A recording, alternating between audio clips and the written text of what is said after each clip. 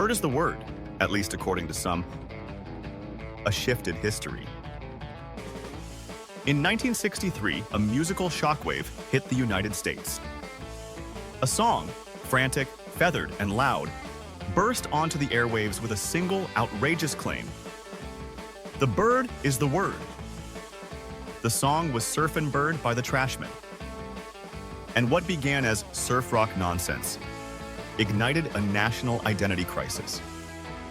This is the untold story of the lyric that divided a country, inflamed experts, and possibly rewrote the very fabric of meaning. This is just one part of the story. What comes next will shift everything. The full shift is linked in the description. This is Shifted History.